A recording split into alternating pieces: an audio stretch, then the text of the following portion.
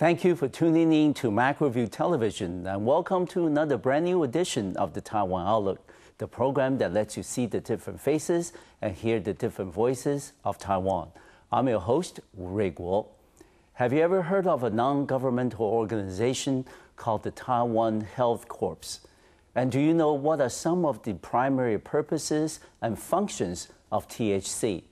On today's program, we're delighted and honored to have Dr. Li Ming-Liang, who was the former health minister of the Republic of China on Taiwan, who's concurrently the honorary president and also professor at Tzu Chi University in Hualien, Taiwan, to talk about the kinds of humanitarian and medical assistance that Taiwan is providing to the rest of the world. Dr. Li, welcome to the program. My pleasure. Yes. Well, Dr. Li, as we said at the beginning of the program, that Taiwan is playing an active role in terms of providing humanitarian and medical assistance to the rest of the world. What is the state of development in terms of our medical mission and humanitarian assistance? Actually, Taiwan has been doing this international medical aids for a long time. For many years. Okay. 20, 30 years, especially in the last 10, 20 years. Mm-hmm. I don't know how much country exactly involved. When we say humanitarian aid, which is slightly different from medicals, because it involves some other things. Of course. And for medical, I know at least 40 countries receive the aid from Taiwan. And I don't know exactly the dollar, in terms of dollar, how many.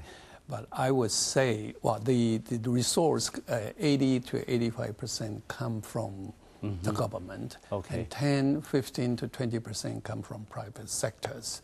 On these private sectors, I know it's grossly underestimated because lots of people go abroad to do these things from their own pocket. Like I spend money for the airplane, for almost everything. Even we donate the money for the drug, we bring it to the countries. And so I think it's grossly underestimated.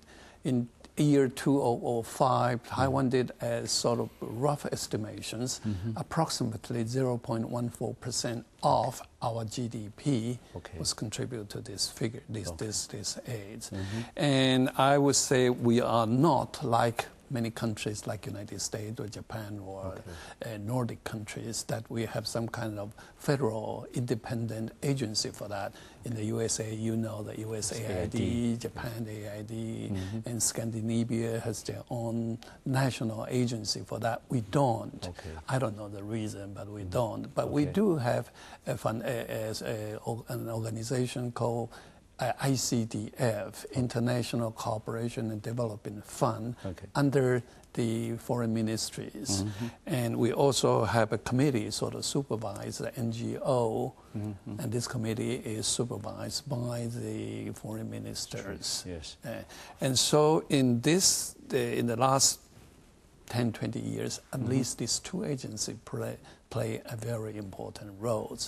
Of course, from the private sectors, also we have many, many hospitals in this place that they sort of spontaneously get in touch one way or the other with different country, different hospital, some kind of tie among them. And they do it sort of very quietly and doing it. And we receive quite a good response from many, many countries. Most definitely. Yes. Now, currently, of course, because the diplomatic situation is some different, the government seems to sort of retreat back a little bit in terms of how to do this, probably doing it even more quietly, I guess. And more Taiwan, Taiwan is very unique in the international situation. Sometimes it has nothing to do with good or bad, but rather through whether you have a diplomatic tie or not. And for example, we help Haiti a lot, especially after that earthquake a couple of years ago, which is good. It has both a humanitarian aspect and the diplomatic. But the other thing, I know the government does not want to talk very much, that is the Tibetan issues. And we do a lot of work there to help the Tibetan people, which is totally independent from any political considerations. So in this aspect, I would like to see that the humanitarian aspect consideration will take more and more Okay. in this in the futures. Okay. I believe, Dr. Lee, that in the future, this trend will likely continue, that Yes. Taiwan will play a bigger and bigger role Yes. in terms of providing medical assistance Yes. to many countries and peoples Yes. around the world. And what would you think that given the fact that we have a very unique international status, and the fact of the matter remains is that cross-strait relations have been improving, Yeah. but it's not yet to a point that most of the people in Taiwan are really looking at the possibility of greater international participation or space. How would you think that as we continue our role in international medical assistance, what would be some of the likely challenges and difficulties that we will have to confront in the coming years? Well, you really raised a very interesting and difficult as well questions. Yes. And politically, I have to tell you, I'm not a political person. Mm-hmm. I'm very poor in political skill. No. And a lot is really a wish rather than I think what should be done, that yes. kind of stuff, ought to be done. Yes. Viewpoint.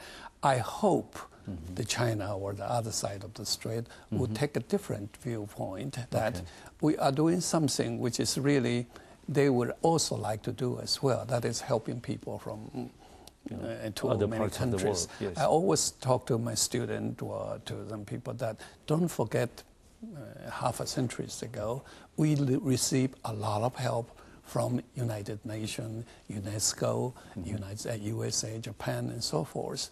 Now we sort of, since we are better now, we shouldn't forget that one. We should return that. We were recipient before, and we should be a donor now. How to do that? I have, I can only say that we'll try our best and try to talk to other people, and hopefully they would understand our sincerities. Okay.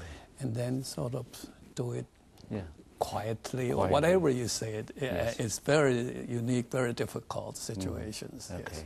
And also, you mentioned earlier that, Dr. Lee, we have problems domestically in terms of raising enough funds, Yes. and some of which are being carried out by private individuals and groups Yes. without any publicity at all.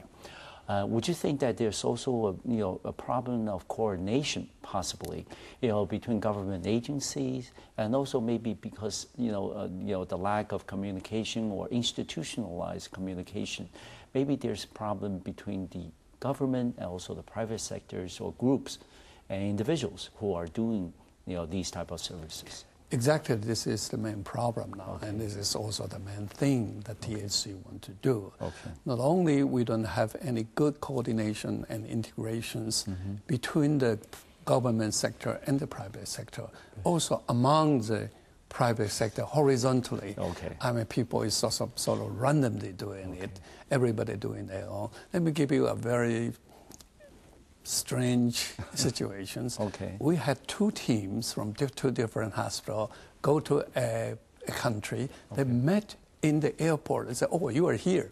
You're going there too." Yeah, you're here too. I said, "What are you doing?" They said, "We go to a hospital." What hospital? I said, "We do too." In the strange, that two, they don't know, they're sort of not coordinated. Okay. And I think we ought to do it more efficiently. Of course. And not only good for us, it's also good from the recipient side as well. And so the THC, we would do, one of the important things is coordinate internally, horizontally. So among all the hospitals, we should share the resource, share the personnel. Let's say you have the A hospital team want to go to A countries, they don't have dentists. They can call us, do you have a dentist who is willing to join us, that kind of things. Okay, or we need some kind of equipment in what country, do you have that among your list? And one of the things we want to do is just to put all this resource in the databases. Okay. And we know the hospital have lots of equipment which is out of date. They are not best one, but they are still usable. And they usually left in the storage somewhere and then throw it away after years. We put them together, put on the list, and say, okay, this is still usable. We'll help you to get in shape. Okay. Would you like to have it? Well, if you need some, let us know. We look into our list to see whether they still have that. Okay. We did that to Mongolia too. Okay. Or the computer. We have our computers sort of one model after the other, and a lot of sort of old computer, but still very good. We put it in the basement somewhere. Okay. And we put them all together and give it to Mongolia. They are very happy for that. Yeah. And that kind of thing we'll do it too. Okay. And Dr. Lee, as we listen to you, we understand a lot of the medical services provided are mostly to the people in these countries and places. That instead of talking about government to government relations being substantiated or supported by these type of medical services, we are now actually going to the grassroots. Yes. Actually to the people. So would you think that this type of format will really help to substantiate the official relationships or unofficial relationship that Taiwan has with the host countries? Yes, but I don't think two is mutually exclusive. Okay. I mean, when you do to the people to people, yes. the people from the other side need the support from the government as well. Exactly. For example, I know it's probably not very proper to go back to Tibet. Okay. But let me tell you, we have been doing this work in the Darjeeling, there's a northern Indian, there are a lot of settlement, Tibetan settlement over there. We've been doing a lot of work. Okay. And I find out it's just really not efficient. We go there maybe once, twice a year, each time about a couple of weeks. But after we return, the place go back to where it was before. Yes. And they're still behind, I mean, in many ways. We need some kind of reform or rebuild of the structure, the health structure over there. Who can do it? Okay. Not we. We can go over there and do some kind of sanitary work. We have to have somebody to sustain. From their government to sustain. And that's what we get connected to the exile government. That's why there's high expectations with the forming of the Taiwan Health Corps. Yes. We're going to take a first break on our program today, and when we come back, we will continue this conversation with Dr. Li Ming-Liang, who was the former health minister of the Republic of China on Taiwan and currently the honorary president and a professor at the Tzu University here in Hualien, Taiwan. I'll see you in just a few minutes.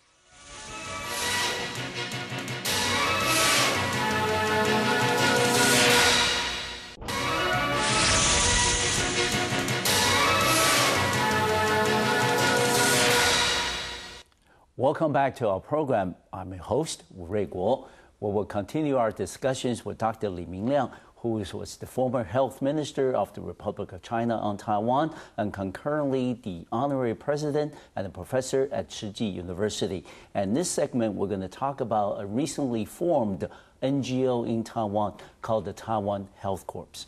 Dr. Li, we understand that you're the reason why THC could come together and form a platform to help to coordinate and pull the resources together in terms of providing medical assistance to peoples and countries around the world. Can you give us a little more background on THC and also what are some of the primary objectives and purposes for the organization? Yes, the THC is a private non-governmental organizations. Exactly. I would say all of them are volunteer. Okay. We have physicians, dentists, pharmacists, nurses, and some public health worker. We even have some educator among them. Our purpose, there are several purposes of our organization. Number one, to coordinate and to integrate all this organization within this country that we're doing the international health. As I said before, a lot of people in this country, we don't know each other. No. And which has become inefficient. And I mean, it's with limited resource we have, it is really shouldn't run in that way. Right. Also, we lack the communication between the private sector and the government sector. After all, the money available to the private sector is very limited. And it's different from the United States or some other country. You have some big company which give you a lot of money. We still mainly depend on the government. And so we need somebody to talk to the government and say, listen, we need to do this and need this. We need your support. Without your support, we can go very far. Okay. And so our purpose, at least recent and the most near-term goal, is to do this integration ourselves and sort of provide a platform between ourselves as well as between the private and government sections. Okay. We have sort of midterm or long-term goal. Okay. We like to, at least personally, I like to set up a so-called regional concept in international help. Okay. For example, we have a group of people, including the team, actually within the Africa. We have middle sort of America, Central America. We have 5 or 6 countries with diplomatic tie over there. Okay. Each one, we have the team working over there, and they come from Taiwan, back from Taiwan to there, and each one sort of like a radiations with Taiwan as a center. I think it's kind of inefficient and waste a lot of people. And so I think we ought to regionalize, set up a team and sort of located in one of the countries, El Salvador or Honduras is one of them. Okay. And we sort of radiated from the Central America itself. And I call it regionalization or whatever you call it. We like to have this kind of regionalization medical team locally, and one in the South Pacific area. We have a lot of people working over there as well. Okay. And hopefully that will increase efficiencies. Okay. And you talk about some of the short and medium and long-term goals for THC. How about the daily operations? I mean, this is something, of course, very recently formed on May 7th this year. And this is something also, I believe, in the process of being developed. But what would be some of the major operations that you will do almost on the daily basis? You know, for example, just coordinating with other agencies in Taiwan or individuals in Taiwan, or with other, agencies outside of Taiwan in terms of doing a joint event. What would be the core of the daily operations? Well, at this time, we have virtually no manpower, no financial resource at this moment, which doesn't mean we would not have in the future. Okay. Right. And as I said before, all our people, including myself, are volunteer. Yes. Everybody has their own job. All the physicians are very busy. Okay. We have a couple people from other organizations sort of lend it to us and say, okay, we have 2 people and there's a little corner in one of the offices, a 2 table, why don't you take it? But obviously we have a lot of groundwork to be done, including set up the informations. And this will go into the information technology, which we are very strong in Taiwan indeed. And that we have to do. Okay. And then we'll start to say, okay, let's sit down in Taiwan among those people and say which country you most likely to go. Why don't you concentrate on that? Okay. And it doesn't mean one hospital or one region, one team only can go to one country. Okay. And they're still fairly random, but let's coordinate together. Okay. For example, let's say one country in Nauru or the Solomon Island, they have public health to help. They need some the health administrations, including, for example, they even don't know how to run a pharmacy. You have new drug come in, old drug inventory. They don't know how to do that. They even don't have a good medical record systems. When we go to Africa or to go to India, to the Tibetan settlement, they don't have. A lot of people even don't know how to write their name. So we develop fingerprint systems. So when they come in, we do the fingerprint system. We know which record to pull it out. Okay. So all this basic structure, we have to start to do it. Okay. And of course, the one of the other one, which probably is the main thing we need to do, is to get enough money. Yes. At least at this moment, we really from the pocket of a few of our retired professors or core members do that, which is not going to be enough. No, it's not. All right. And Dr. Lee, you mentioned earlier about the programs that's been ongoing with countries like Nepal Yes. and also India. Yeah. And you've been to India several times. Yes. Can you give us, upon your personal observation, your experiences in these countries? Yes. I had been in India several times, mainly for the academic purpose. Okay. In year 2009, a friend of mine says that, well, we go to Darjeeling, Darjeeling, Yes, which is of near course. Sikkim. Yes. Do you want to join?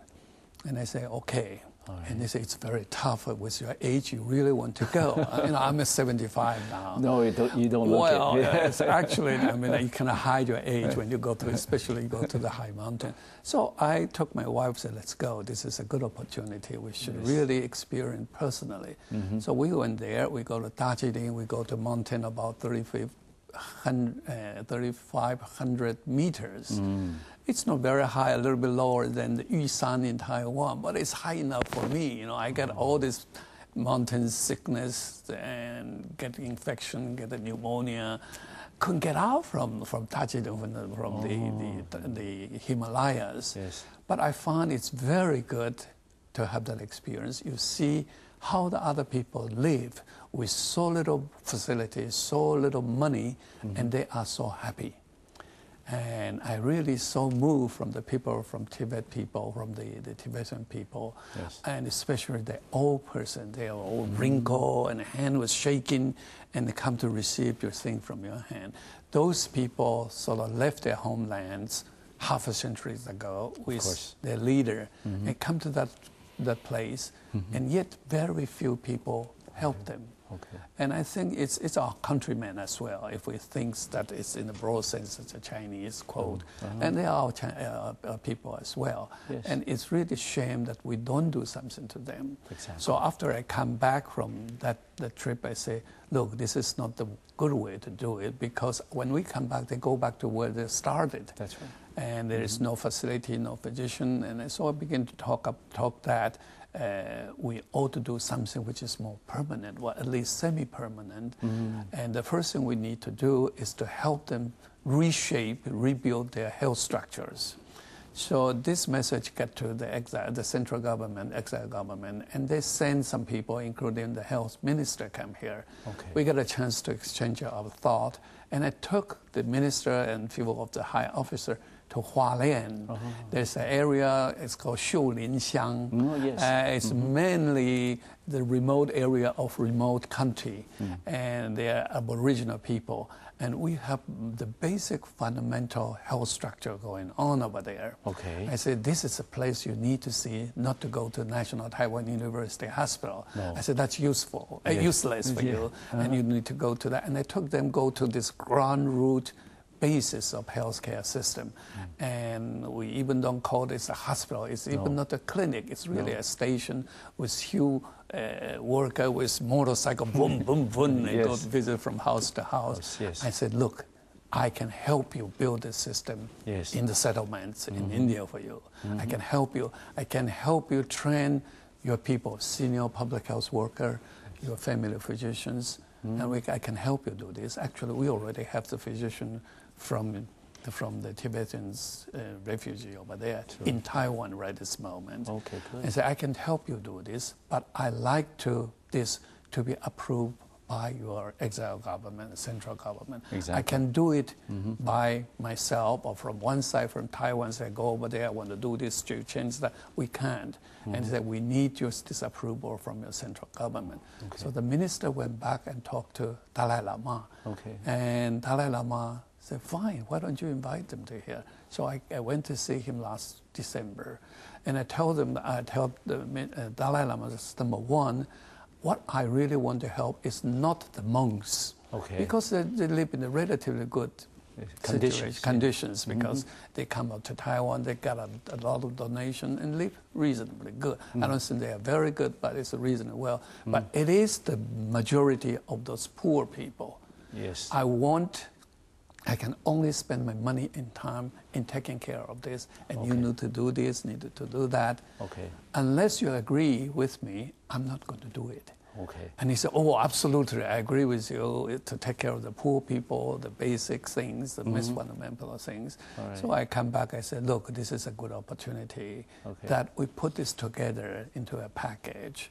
And instead of, I know there are many hospitals in this country go to India as well. For example, Kaohsiung Medical College, Qimei University, Medical Center Hospital in Tainan, and Suli Taoyuan Hospital. They all have medical teams go for missions, and sort of randomly, really. Okay. And I said, look, let's put them together and put it in a systematic way, what we should do, what we're supposed to do, how we do it. Dr. Lee, I'm going to ask you to hold your thoughts a little bit on this because we need to take another break on our program. Sure. And when we come back, we will continue with this very interesting story with Dr. Li Ming-Liang, who was the former health minister of the Republic of China on Taiwan and currently the honorary president and a professor at Tzu Chi University. I'll see you in a few minutes.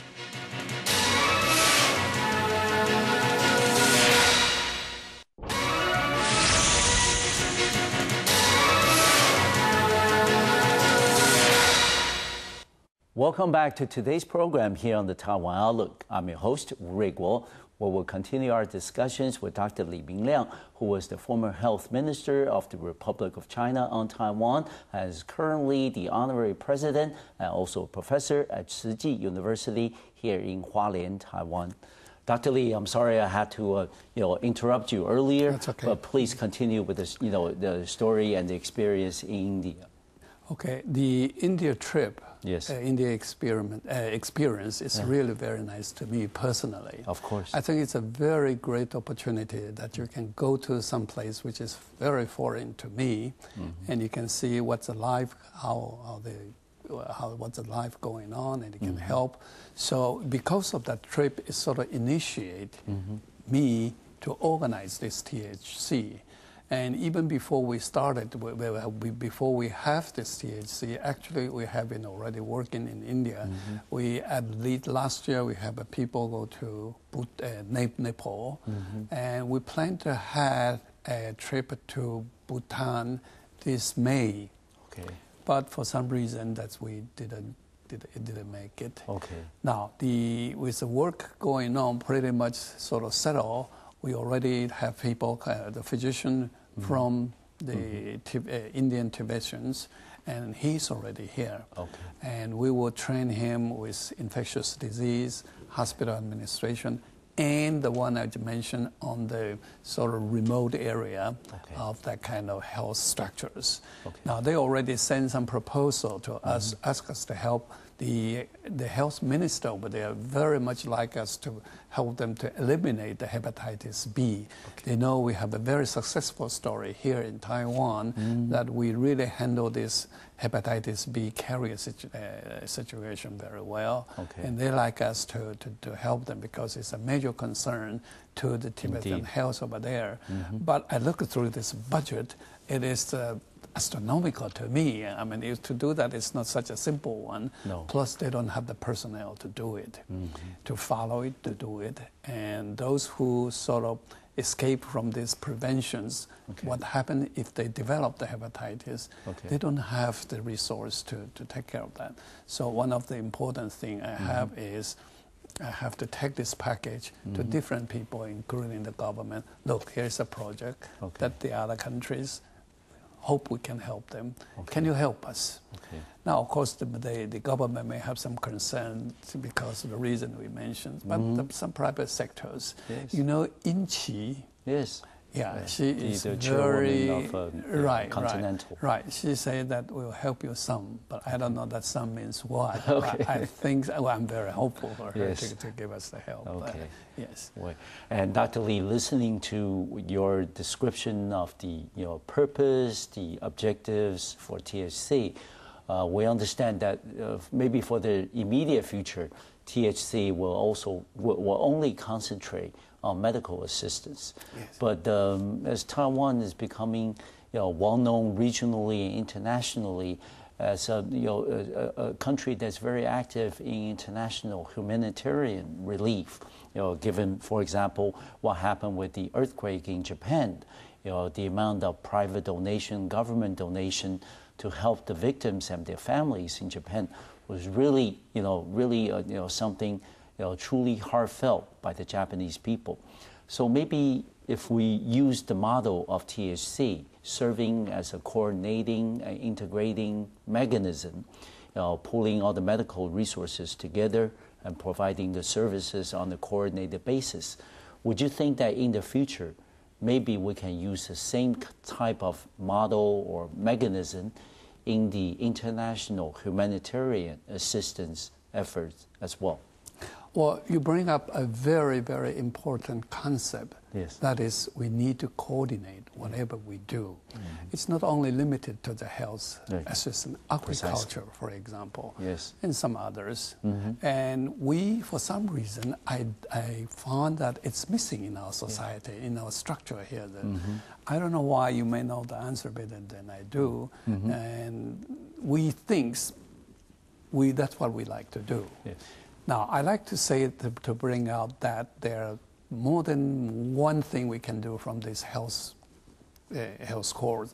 That is, we're not only doing the medical missions, help in terms of the disease or public health. I think we can do several other things beyond the scope. For example, we can provide them to health educations. I think health education is very, very important in any country, especially the underdeveloped country. Without a good education of their people, the health, you're not going to get very far. So one of the things, health education, training of the health personnel are very important, and we like to do this one.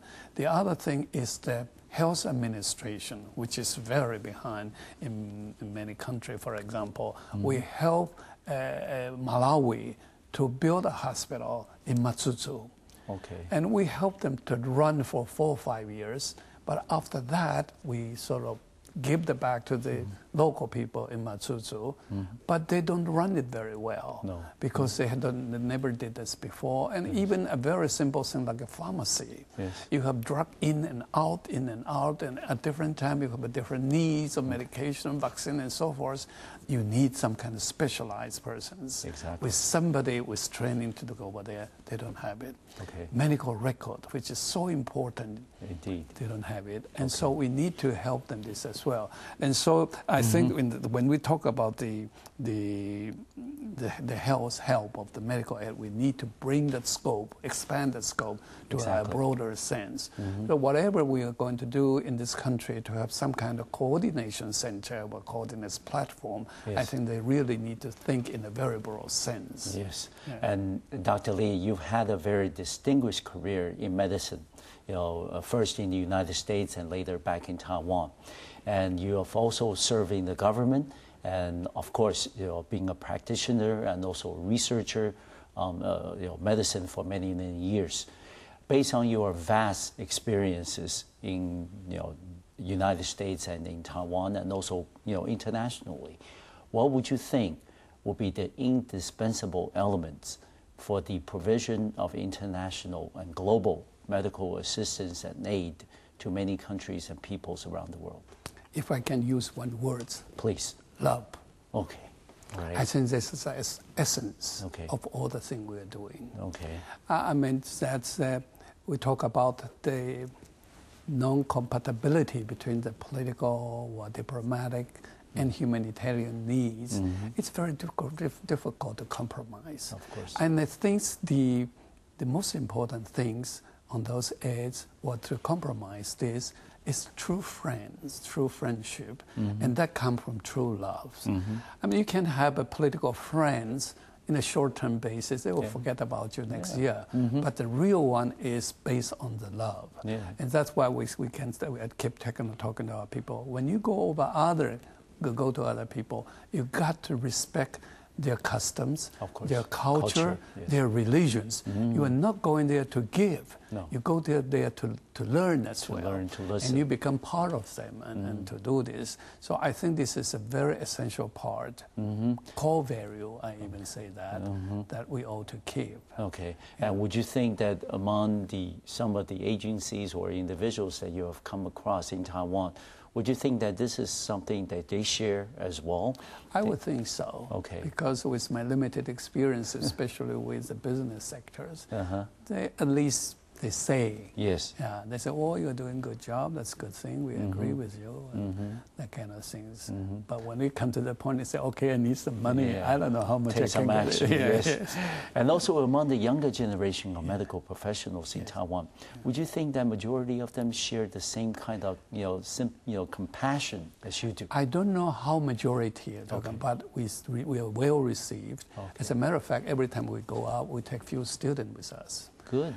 But there's some risk on that. First of all, their parents may not agree that you took my kid to that remote area, and it can be dangerous as well. The road, the street, and the Himalaya is so bad. Of course. It's anytime we can have an automobile accident. Okay. When you go down to the cliff, that's the end. That's the end. You even don't see where is the end of the cliff. Okay. And there's so many roads over there. Of course. And we go in there before dawn, and it's dark, and we zoom. Okay. What happened if some accident happened? What are we going to come back and turn to what happened to it? So there is some risk involved in that. But I do hope our younger generation will continue. Yes. And so far, for example, the Kaohsiung University, they usually take about half a dozen of students.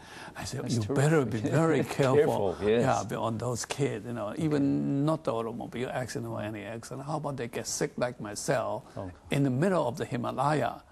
What are you going to do? Are you sure that you can take good care of them? Safety precautions. Yeah, safety precautions. We're going to take a final break on our program today, and when we come back, we will continue our conversation with Dr. Li Ming-Liang, who was the former health minister of the Republic of China on Taiwan, and also currently the honorary president and a professor at Tzu Chi University. I'll see you in a few minutes.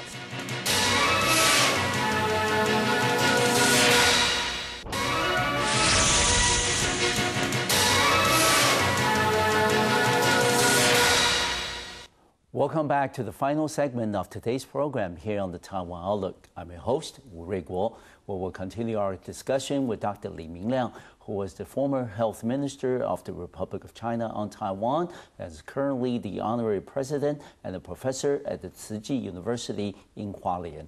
Dr. Li, you have been involved in the provision of medical services on behalf of Taiwan for many, many years. And based on your experience and observations, what will be some of the challenges and the standards that Taiwan needs to pull our resources ahead in the years ahead to become more of a prominent player in the provision of medical and humanitarian assistance on the regional and international levels?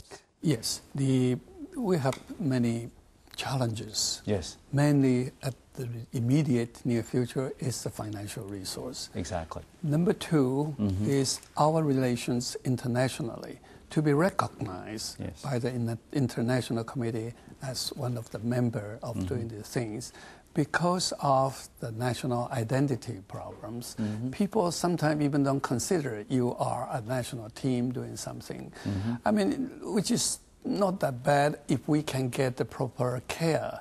For example, when we go to some diplomatically, there's no tie between diplomatic ties. When you go to the country, we're not protected by anybody. No. We're even not under the umbrella of UN. No. If some local rebel person come to kill turmoil, what should we do? Nothing we can do. We're not protected by anything. And that's what I say, it can be a risk, especially when we take the young people over there. So we like to have some kind of international connections. Now, there are a lot of international connections actually going on there and doing a good job. Of course, their scale is much, much bigger than we have now here. Of course, for example, USAID, Japan AID, all these things. But they are federal agencies. So they have their own guideline from, for example, USAID. They have the guideline from the Department of Health. And of course, they have some political consideration over there, which is fine. But when we come to the international corporations, for example, our team in Haiti is under the team of USA over there now. It's not even considered as Taiwan over there, but we are doing a very good job over there in Haiti. And of course, that is the governmental, not from the THC. But what I'm saying is it's a bit inconvenience for us to over there, and we need to overcome as well. Yes. Okay. And another guideline in for global health is so-called the Millennium Development Goals. Yes. And this is something that will come to a conclusion in the year 2015. Yes. What is your personal assessment of the Millennium Development Goals in terms of the provision of medical services and public health? Okay, let me give you a little background for that. Please. It's around year 2000. Yes. The Director General of WHO, Dr. Brundtland, she asked a professor from Harvard, Jeffrey Sachs, to come out with some kind of conceptual report of economy and health. Okay. So he came out, I think, in September of year 2000, a report called Macroeconomy and Health. What he says is that if everybody in this world are healthy, actually it helped the economy of the, let's say, United States, because they can spend, they can do a lot of consumings, and it's good for everybody. Okay. So he come out with the proposal that everybody need to donate more. And at the time, I believe the United States is giving 0.25% of the GDP. And Taiwan is 0.14%. Okay. The Scandinavian countries, Sweden, Norway, Denmark, and they are the best one. They give about 0.8 to 0.9% almost of 1%, the GDP. The proposal, Jeffrey Sachs' proposal is asking to increase it to 0.7% on average by year 2015. The main purpose of that have three sections. Number one, to eliminate or reduce the extreme poor people, which is about, they estimate about 500 millions. They live in less than $1 a day. They like to half that to 250 or 300 million, somewhere around that by the year. The number two is to improve the education, the basic education. Number three is to improve the health. And the WHO comes to the concept of health for all. It's not only for the good, for the developed countries, for all the underdeveloped, including the infectious disease like AIDS, tuberculosis, malaria, these type of things. And they like to reduce the children's mortality rate.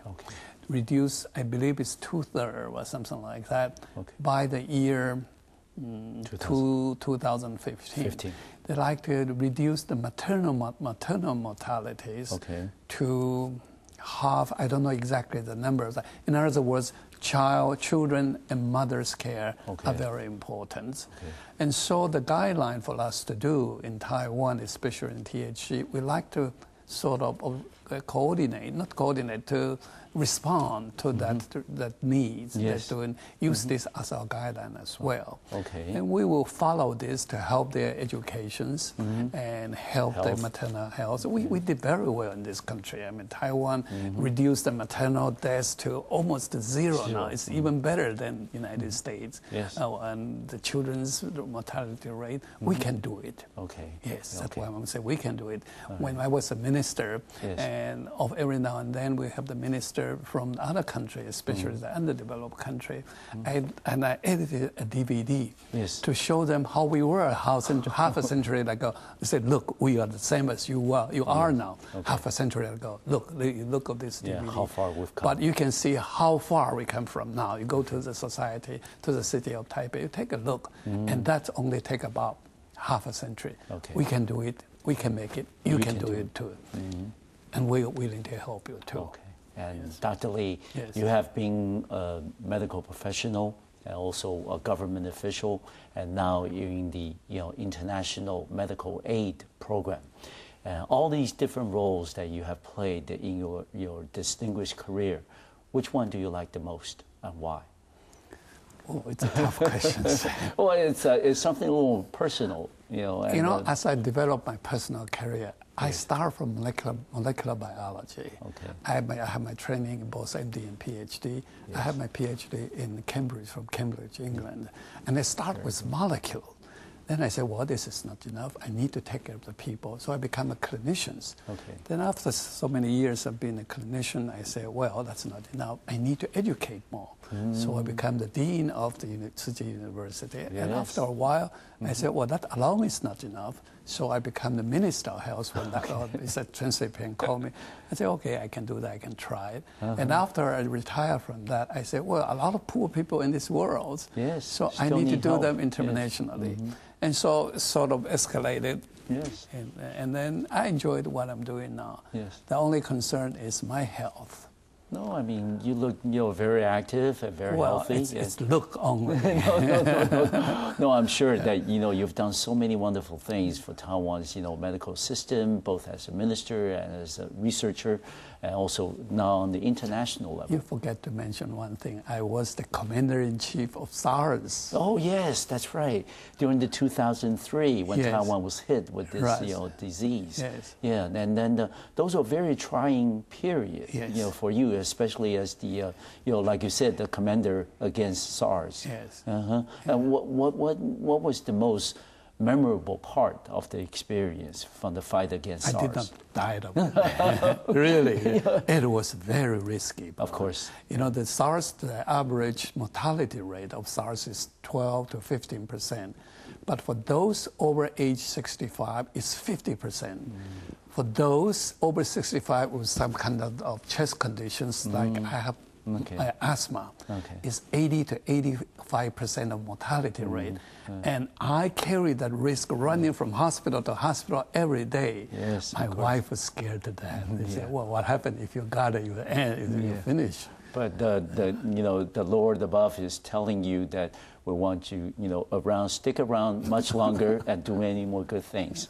And finally, Dr. Lee, you mentioned about love. Yes. And love is something that maybe come naturally. You cannot educate it. Right. But for the remaining 30 seconds we have on the program, what would be your recommendation for people to develop the kind of compassion and sympathy that you have towards many peoples around the world? Well, I would tell them you might not get immediate satisfactions. People praise you, people give you a lot of money, but eventually, after the end, or when you retire, when it's at some point when it's very quiet, you feel very happy. Yes. You feel satisfied. Yeah. And I want to tell, especially the young people, don't get discouraged. Okay. It's a good thing to do. Okay. It's certainly being very, very happy for all of us. It's an honor for all of us to have you on the program today, Dr. Lee. We certainly want to wish you all the best, health-wise and career-wise, because you have many, many more important projects ahead of you, need your leadership. Thank you very much. Thank you. I want to thank you for watching our program today on the Taiwan Outlook. I'll see you next time on Macroview Television. Thank you very much.